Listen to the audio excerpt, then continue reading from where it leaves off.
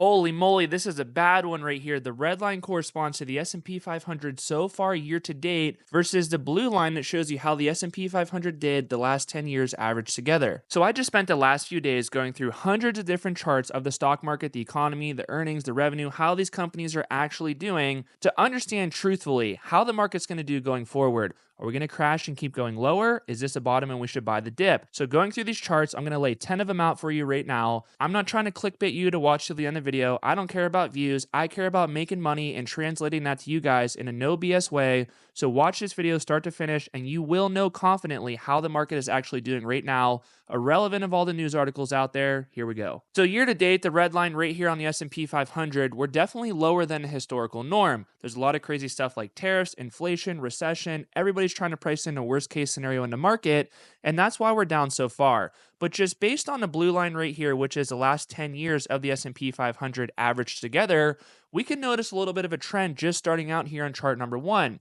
Going from like mid-February going into the end of March, this is historically a weak period in the market, and it usually does denote almost the bottom of the market. I mean, the bottom of the market obviously starts right here because it's the beginning of the year, but usually right here, this is like the true bottom of the market of the year. We're very close to that, and you can see the massive return that comes after that. So just by looking at chart number 1, I think this is bullish. So chart number 2 is massive, and this goes hand in hand with chart number 1. So this is the Consumer Sentiment Index. So basically, we do a survey of CEOs, business owners, small business owners, large business owners, people like us out there in the economy, and they say, are you bullish or bearish about the economy? Do you plan to expand or contract your business? Are you hiring people? What do you think the stock market's going to do? And you can see right here, people are getting very bearish on this survey, and you can see that right here, the market's going straight down. Tariff, recession, all this crazy stuff happening out there. People are just uncertain right now and they might not want to spend any money out there. So here's the critical self-fulfilling prophecy that this could actually mean for the stock market. Think about it. If you're scared that maybe you're going to lose your job or maybe you're not going to get that pay raise, are you going to have confidence to go spend money and go buy a new car? For most people, the answer is no. So when you're not going to go buy a new car, that's bad for the car company. That's bad for the employees. Maybe there's going to be people getting laid off because sales go down. It becomes this self-fulfilling prophecy of just slowing economy overall. So we need to get the consumer sentiment index to go higher so that people, CEOs, business owners are more confident to go spend money out there in the economy. If we get that back, the market could go pretty much straight up. Now, if we go back to that chart, you can notice that these gray lines right here correspond to bear markets, and you can see that sentiment is usually the lowest in bear markets. So this could indicate that we are close to the bottom in the stock market right now because we are at this historically low bottom right here where people are just freaking out and they're selling their stocks. And I get it that it's psychologically super hard to go buy the dip in the stock market when sentiment is so bad and everybody's freaking out and it seems like the world is going to end. But historically speaking, that is the best time to buy into the stock market. So chart number 2, I'm going to say it's bullish for the stock market. All right, chart number 3 is a really big one that not a lot of people talk about and people don't really understand how this stuff actually works. So this is margin debt as a percent of the Wilshire 5000 index. This is really just like a collection of 5,000 of the biggest companies in America. So it's like the S&P 500, but includes more companies. So it's more overall encompassing of the entire stock market. So overall, you could see margin debt right now is historically low. So when your margin debt is historically high, that sets up a lot of people to have a complete explosion in their portfolios and go down because they're super leveraged in a time that the market's going straight up. But when things happen to dip, they get hit super hard because they're so leveraged out. So right now, what this is saying is that people are bearish, they're not leveraged out, and if the market happens to go back higher, they have all this margin buying power on the sidelines ready to go to buy more into the stock market. So people right now are just sitting on the sidelines, not really putting a lot of money into the market. This is also a bullish sign for the stock market because there's a lot of ammunition on the sidelines that once we get clarity of how these tariffs are actually going to go out, if we're going to get reciprocal reduction or we're going to get reciprocal raising of tariffs, all that stuff's going to get figured out, and then the market should go up from there. So chart number 3 is bullish. So chart number 4 is really cool because it just puts things in perspective about how our bull market went versus other bull markets historically.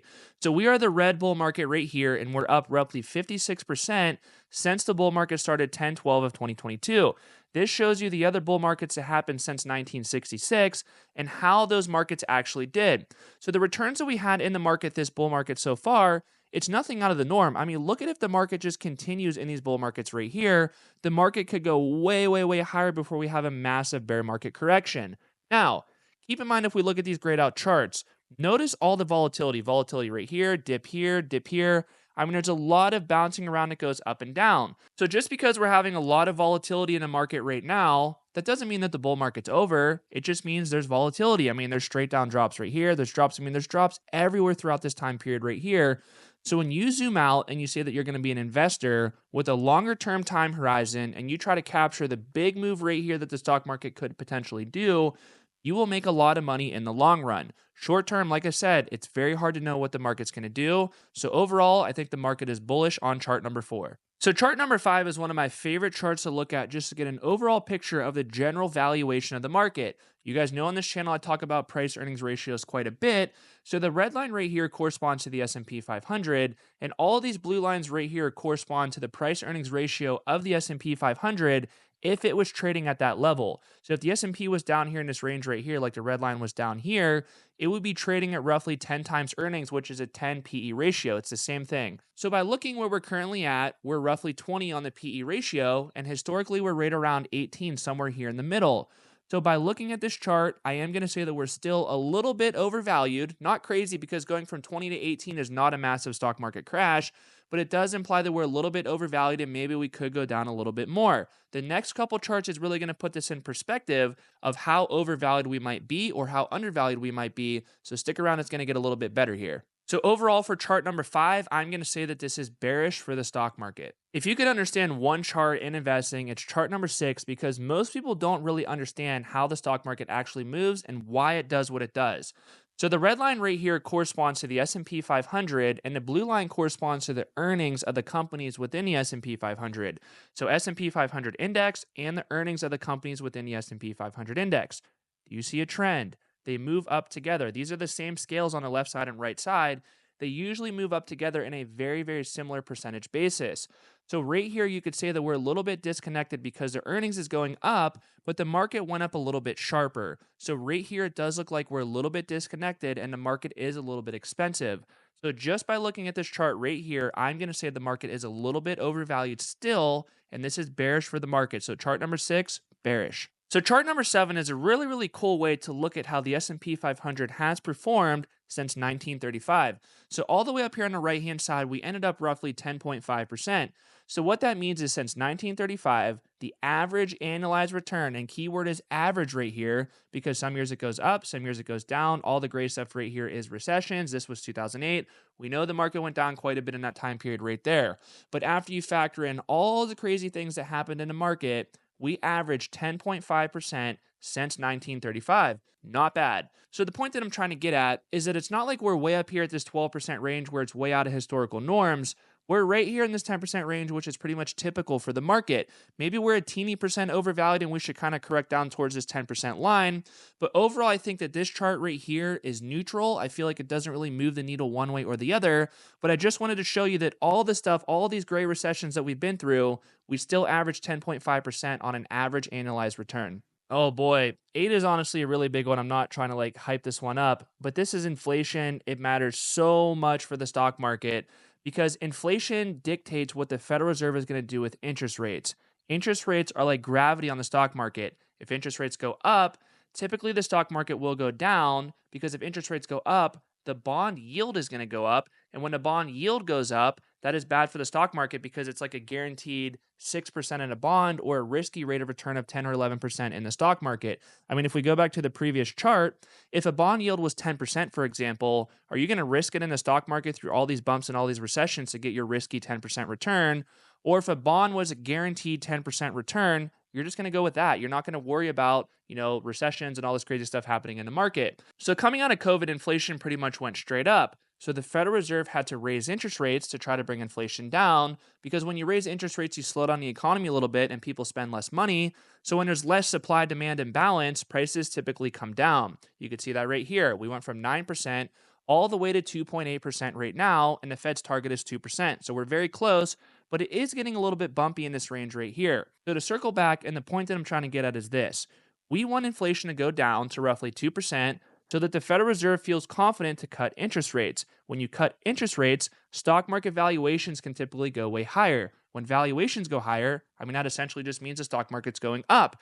That is bullish for the stock market. Now, when we get inflation data that comes in a little bit hot, meaning a little bit higher than expectations, The market's not going to like that because the market's going to interpret that as interest rates are going to stay higher for longer, which puts pressure on stocks to go down.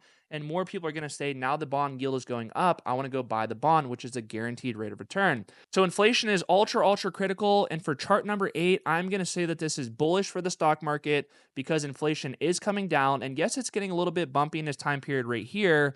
But I do think as time goes on, as the months go by, inflation is going to trend down towards the 2% target. I think that AI and this tech revolution that's happening right now, it's making companies become more efficient, and that could lower their costs, and things are going to go down in price. So overall, I am bullish on chart number 8. So chart number 9 is by far the second most important chart that you could ever look at when it comes to the stock market and really know how valuations are. Warren Buffett himself looks at this chart, and the next chart that I'm going to show you, chart number 10, these two charts are ultra mission critical. If you understand this stuff, you will know with a high degree of certainty what the market is most likely to do going forward. So the red line right here basically corresponds to the S&P 500 and how much extra return you're expected to get over a bond. So it's like how much more money are you getting paid to take on the risk of the stock market versus just going with the steady Eddie bond. So there's two interesting things that are happening right now, which makes stocks actually more compelling. And I'm going to tell you that chart number 9 is bullish for the market. Bond yields are falling, and as bond yields fall, people are going to be less compelled to put their money into a bond because they're going to make less money. And on top of that, the stock market is falling, which means valuations are going down. The stock market's getting cheaper. As the market gets cheaper, it becomes more compelling. So I call this the dual action bullish situation for the stock market. Yields are falling on bonds, less attractive. People put their money into the stock market. And the stock market is falling, meaning it's on sale. It's getting cheaper. So this is bullish for the stock market. Chart number 9, bullish. So chart number 10 is here, and this is hands down the whale in the room. If you understand this chart, I don't understand how you will lose money in the market. So the lighter line right here corresponds to the S&P 500, and the darker line corresponds to the earnings growth of the companies within the S&P 500. You guys know the number one thing that moves stocks in the long run is what the actual earnings of the companies do, the profits. If the profits go down, the stock goes down. If the profits go up, the stock goes up. So you could see this period right here that we're in right now. The earnings are going up, but the market went up way more than what the actual earnings did. We did get this correction down in the stock market, and we're kind of like right here if you could zoom in pretty good and see it. But the point I'm trying to get at is this. The market is still trading above the actual earnings growth of the S&P 500, which does indicate that the market is still a little bit expensive. I promise you that these two lines will touch again in the future. Maybe it's this week, maybe it's next year, maybe it's a year after that. Whatever the time period is going to be, these two lines will touch. So either earnings have to go up, the stock market has to go down, or one of the two things does have to happen for this to work out. You can see right here in 2022, inflation went way up, the Fed started raising interest rates, the stock market came down, but earnings held up pretty well. I mean, earnings only came down a little bit. So you could see right here that the market was trading below the earnings growth line, which indicates that the market was undervalued. The market was kind of like stretched down from that earnings growth line, and it wanted to rebound and go higher, and that's called reversion to the mean. But the market rebounded too much, and now it's being pulled back down to the earnings growth line. And of course, maybe earnings are going to go way up in the quarters coming, and this will be justified. But just by looking at this chart right now, I do feel like we're still, even after the correction that we just had, I feel that the market still is a little bit overvalued, and you have to be very careful. So I like to summarize all this up into me putting myself on a scale and saying 10 out of 10 is full-blown bullish mode, meaning YOLO calls, buy everything you can buy in the stock market, mortgage your house, put all your money in the market. Or number 1 is going to be full bearish mode, meaning sell everything, buy puts, don't do anything in the stock market. So right now I'm somewhere around 5.5. The market could go higher or the market could go lower.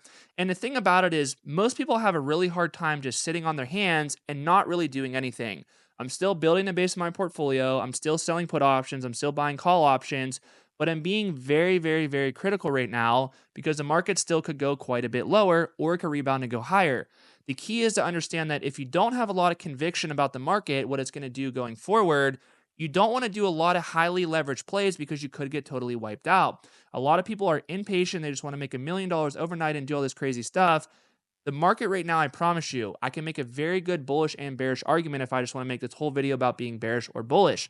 But I'm giving you the information in a no BS way so that you can make your own decision about it. My decision, like I said, I'm neutral. I'm not doing anything crazy right now. I'm just dollar cost averaging in. I'm doing stock options very carefully. So if you don't really feel comfortable in the stock market and with stock options and how to value and manage your risk and all that stuff, click the link below to do my course. It's going to 100% change your life. But if you don't want to do my course, watch this video right here. It's the 10 ultra critical things that if you understand these 10 things, I don't understand how you won't become a millionaire in the stock market. I'll see you guys there.